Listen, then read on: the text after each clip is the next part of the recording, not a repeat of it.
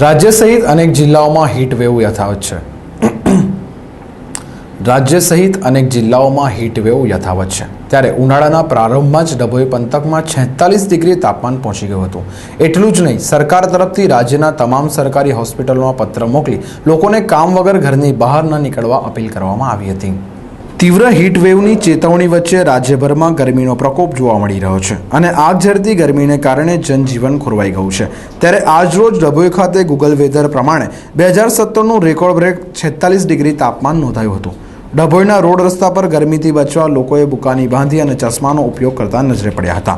એટલું જ નહીં, માનવીની સાથે સાથે પક્ષીઓ પણ આગ ઝરતી ગરમીથી બચવા પાણીનો ઉપયોગ કરતા નજરે પડ્યા હતા.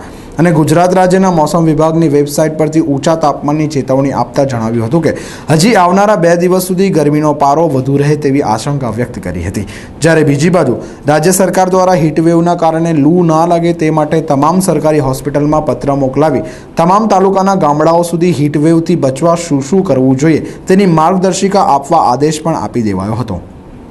અત્યારે ગરમી 43 ડિગ્રીથી 44 ડિગ્રી જેવા થઈ રહી છે ને અત્યારે વૃદ્ધો, બાળકો, સગર્ભા માતાઓને આ ગરમીથી બીમારી અને મરણનું જોખમ રહે છે. બને ત્યાં સુધી જાહેર જનતાએ ગરમીમાં કામ વગર ઘરની બહાર નીકળવું નહીં. જો બહાર નીકળવાનું થાય તો માથે કપડું ઢાંકીને ટોપી પહેરીને નીકળવું. પાણી વારંવાર પીવું. સાથે બને તો લીંબુનું શરબત, દહીં, છાશનો ઉપયોગ કરવો. ગરમીને કારણે બાળકને ડિહાઇડ્રેશન થવાની શક્યતા વધી જાય છે. મગજમાં લોહી જામી જાય, ખેંચ આવવાની શક્યતા રહે, લકવા થવાની શક્યતા રહે.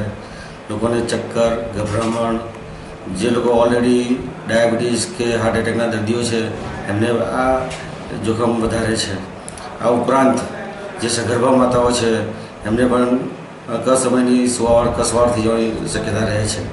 સામાન્ય રીતે લોકોએ વહેલા જમી લેવું, વાસી ખોરાક ખાવાનું ટાળવું, જાહેર પ્રસંગોમાં પણ તડકામાં જમવાનું ટાળવું. એ સિવાય બહાર જ્યારે પણ જવાનું થાય સૂત્ર કપડાં, સફેદ કપડાની પસંદગી કરવી તો ગરમીથી પ્રમાણમાં બચવાની શક્યતા રહે છે. વૃદ્ધોને પણ આ ગરમી સારી અતિશય નબળાઈ લાવે, શરીરમાં જરૂરી ઉપયોગી ક્ષારો ગુમાવે છે. તેથી વૃદ્ધોમાં બીમારી અને મરણની શક્યતાઓ વધે છે.